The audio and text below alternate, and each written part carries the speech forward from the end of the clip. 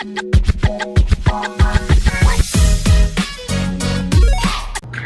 Everyone, welcome back to my YouTube channel. मेरा नाम है अंकिता शर्मा और मैं आ गई हूँ एक और नए वीडियो के साथ। आज मैं लेकर आई हूँ सुप्रीम कोर्ट के एक और बहुत इंपॉर्टेंट जजमेंट जिसको हम डिस्कस करने वाले हैं। ये जजमेंट 19 अप्रैल 2024 की है, लेटेस्ट जजमेंट है और बहुत इंपॉर्टेंट जजमेंट है। खास करके जिनकी शादियां हिंदू मैरिज एक्ट के अंडर रजिस्टर होती हैं, हिंदू परंपराओं के साथ जिनकी शादियां होती हैं, बोलने का मतलब है कि जहाँ पे लड़का और लड़की दोनों हिंदू होते हैं और जब वो अपनी शादी हिंदू परंपरा के हिसाब से करते हैं या सिर्फ अगर कोर्ट मैरिज भी करते हैं लेकिन हिंदू मैरिज एक्ट के अंडर रजिस्टर करते हैं या शादी होने के बाद वो अपनी शादी को रजिस्टर करना चाहते हैं, उनके लिए ये जजमेंट बहुत इंपॉर्टेंट होने वाली है।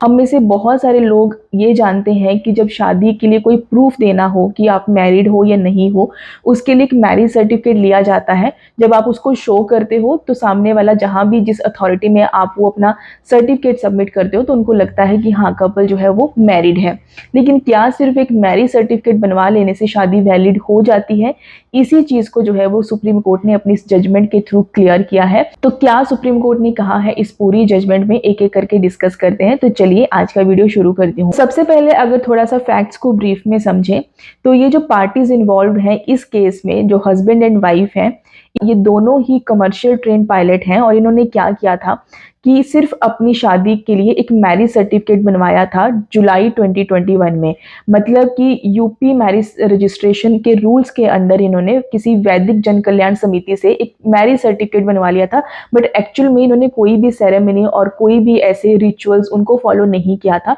मतलब एक्चुअल में इन्होंने कोई भी ऐसी शादी नहीं करी थी जैसे हिंदू परंपराओं के हिसाब से शादियां होती हैं, वैसी कोई सेरेमनी परफॉर्म नहीं करी थी। सिर्फ इन्होंने एक जो है वो मैरिज सर्टिफिकेट बनवा लिया था। उसके बाद इनकी फैमिलीज ने डिसाइड किया था कि 2022 में जो है वो इनकी शादी हम हिंदू रीति रिवाज के हिसाब से पूरी करवाएंगे। तो होता क्या है कि शादी तो हिंदू परंपराओं के हिसाब से पूरी नहीं कराई जाती है, लेकिन उसी बीच में क्या होता है, जो लड़की है वो अपने इन लॉज और अपने हस्बैंड के ऊपर जो है वो FIR रजिस्टर करवा देती है कि मेरे इन लॉज मुझसे डाउरी डिमांड कर रहे हैं। डाउरी के सेक्शंस, डाउरी प्रोहिबिशन एक्ट के अंडर, क्रुएलिटी के सेक्शन, डोमेस्टिक वायलेंस के सेक्शन, जो भी IPC में सेक्शन लगते हैं, वो सब मिला के जो है वो एक FIR रजिस्टर कराती है अपने इन लॉज के ऊपर। अब ये केस अभी चल ही रहा था कि उसी बीच में 2023 में, मार्च 2023 की ये बात है कि उसका जो हस्बैंड है वो उससे डिवोर्स के लिए जो है वो केस फाइल कर देता है। और अपनी डिवोर्स पिटीशन में भी वो यही चीज लिखता है कि हमने सिर्फ सर्टिफिकेट बनवाया था बट एज सच हमारी कोई शादी हुई नहीं थी। तो वो अपनी जो डिवोर्स पिटीशन डालता है वो डालता है अपने जुरिस्डिक्शन एरिया जहाँ पे वो खुद रहता है, वहां के फैमिली कोर्ट में। अब इसमें लड़की क्या करती है कि लड़की ट्रांसफर पिटीशन डालती है ताकि वो जो डिवोर्स केस उसके हस्बैंड ने अपने एरिया के फैमिली कोर्ट में डाला है वो उसके एरिया के फैमिली कोर्ट में ट्रांसफर हो जाए ताकि उसको प्रोसीडिंग्स को अटेंड करना ईजी हो। और यही मैटर जो है वो ट्रांसफर पिटीशन पहुंच जाती है सुप्रीम कोर्ट में। तो सुप्रीम कोर्ट के पास जब तक ये ट्रांसफर पिटीशन पेंडिंग होती है, मतलब कि अभी मैटर ये था कि आपका जो डिवोर्स केस चल रहा है उसको ट्रांसफर करने के लिए पिटीशन डली है ताकि वो लड़की का जो नियर बाय जो फैमिली कोर्ट है वहां पे ट्रांसफर हो जाए। तो जब तक ये पेंडिंग चलता है केस, तब तक ये हस्बैंड एंड वाइफ क्या करते हैं, म्यूचुअली एग्री कर जाते हैं कि ये एक एप्लीकेशन मूव कर देंगे सुप्रीम कोर्ट में under article 142 of the constitution.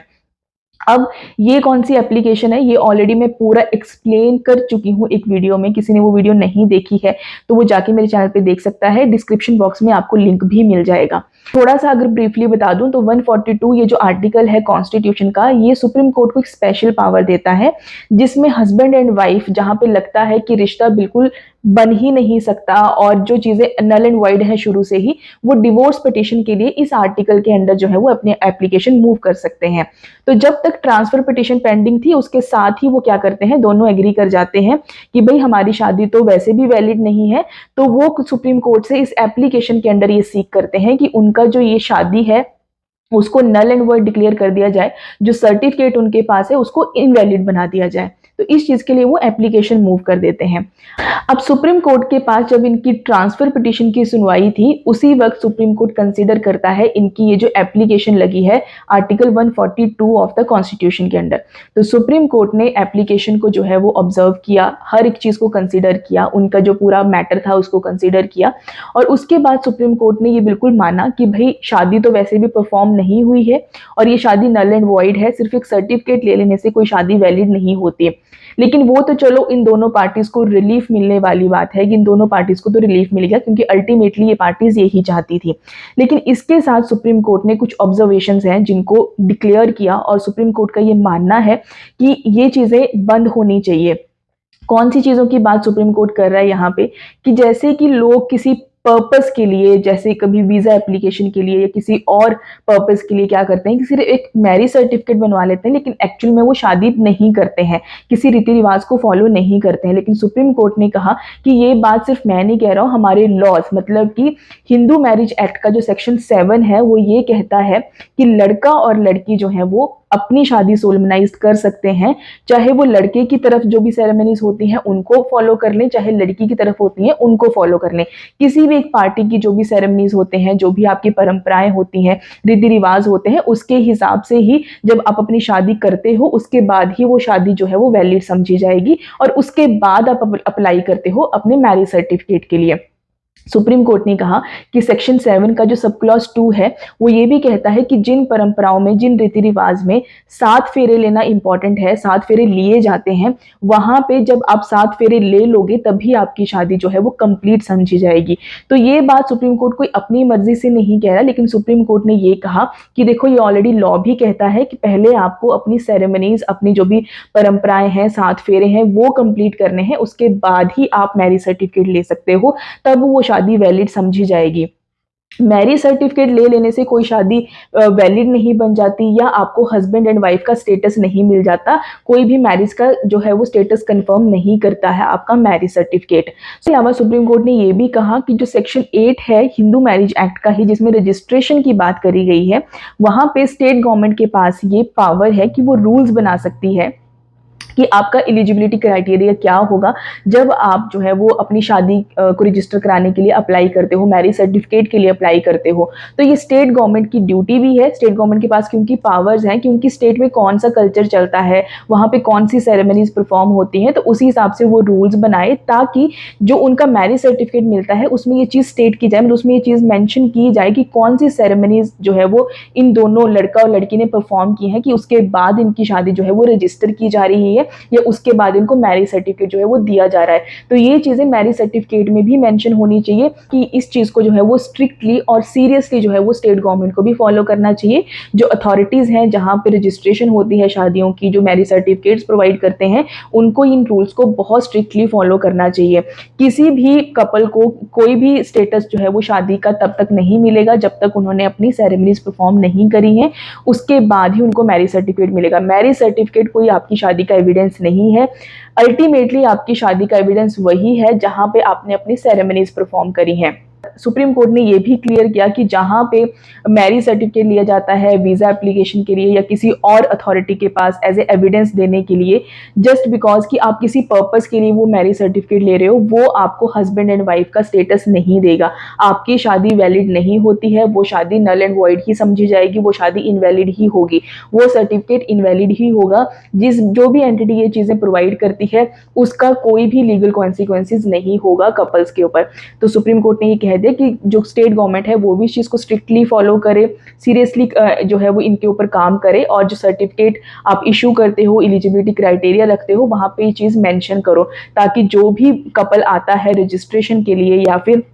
अपने सर्टिफिकेट के लिए, वो अपने प्रूफ्स लेकर आए कि उन्होंने कौन सी सेरेमनी जो है वो परफॉर्म करी है। क्योंकि हर स्टेट के अपने अपना कल्चर होता है, कहीं पे 7 फेरे लिए जाते हैं, कहीं पे और कोई रीति रिवाज होते हैं जिनको फॉलो करने के बाद उनकी शादी जो है वो कंप्लीट मानी जाती है। तो उसका प्रूफ भी आपको देना पड़ेगा। जैसे कि पंडित होते हैं उनका प्रूफ लगेगा, गुरुद्वारे में जैसे कि आपकी शादी परफॉर्म होती है तो उनका प्रूफ लग जाएगा। तो ये सारी चीजें जो है वो बहुत स्ट्रिक्टली जो है वो फॉलो होनी चाहिए। सुप्रीम कोर्ट ने ये साफ साफ कह दिया कि भाई शादी कोई ऐसा कोई पार्टी वाला इवेंट नहीं है जहाँ पे आप डांस करते हो, खाना पीना करते हो या फिर डाउरी डिमांड करने के लिए आप शादी कर रहे हो। नहीं, शादी हमारा संस्कार है जो कि हिंदू लॉ में ऑलरेडी बताया गया है, नई फैमिली का फाउंडेशन है। तो इस चीज़ का महत्व बहुत ज़्यादा है, इस चीज़ को आप लाइटली नहीं ले सकते। आपका शादी का एविडेंस आपका मैरिज सर्टिफिकेट नहीं है, आपकी शादी का जो आपको स्टेटस देता है हस्बैंड एंड वाइफ का, वो सारी सेरेमनीज हैं जहाँ पे आपने आग के सामने 7 फेरे लिए हैं, वहाँ पे कस्में खाई हैं कि आप जो है वो एक दूसरे को एक्सेप्ट करते हो पूरी जिंदगी के लिए। तो ये सारी चीज़ें सुप्रीम कोर्ट ने कही हैं, सुप्रीम कोर्ट ने बहुत अच्छे से क्लियर कर दिया है ये चीज़ें। तो देखो, ये इस जजमेंट से आप सबको ये चीज़ समझ आ जानी चाहिए कि अब सिर्फ एक मैरिज सर्टिफिकेट बनवाना किसी पर्पस के लिए ये इतना इजी नहीं रह जाएगा। तो ये सारी चीज़ें जो है वो सुप्रीम कोर्ट ने कही हैं, और इस केस में सुप्रीम कोर्ट ने कहा कि अब तो जो ट्रांसफर पिटिशन है उसका कोई मतलब नहीं है, तो वो तो वैसे ही डिस्पोज होगी। इसके अलावा टेनेंस का केस वाइफ ने डाला था, डिवोर्स पिटिशन डली थी, तो वो तो अपने आप ही खत्म हो गया क्योंकि नल एंड वॉइड था। और साथ में जो, क्योंकि उसको अल्टीमेटली वहां पे उन दोनों पार्टीज को अल्टीमेटली वहां से डिवोर्स ही चाहिए था, वो दोनों सेपरेट ही होना चाहते थे। तो ये सारी चीजें होने के बाद सुप्रीम कोर्ट ने मैरिज तो नल एंड वॉइड बोल दी, बाकी इनके जो मैटर पेंडिंग चल रहे थे वो भी सारे डिस्पोज्ड हो गए। लेकिन सुप्रीम कोर्ट ने इस मैटर को सिर्फ उनके केस तक नहीं रखा, सुप्रीम कोर्ट ने ये साफ साफ बोल दिया कि ऐसी मैरिज अगर कोई भी करता है,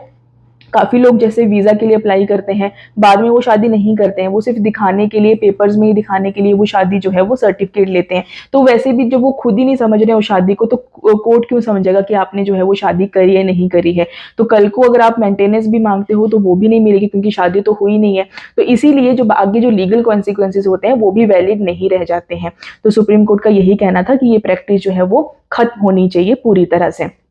तो आई होप जो चीज़ें मैंने आप तक कन्वे करने की कोशिश की है वो आप तक ज़रूर पहुंची होंगी। और इसके अलावा अगर आपको वीडियो कहीं से भी थोड़ी बहुत भी अगर अच्छी लगी होगी तो लाइक करना, शेयर करना। इस पूरे जजमेंट का डिस्क्रिप्शन बॉक्स में आपको लिंक मिल जाएगा, किसी को अगर डिटेल में पढ़ना है तो वो पढ़ सकता है। और अब मैं आपसे मिलती हूँ नेक्स्ट वीडियो में, और आज के लिए बाय बाय।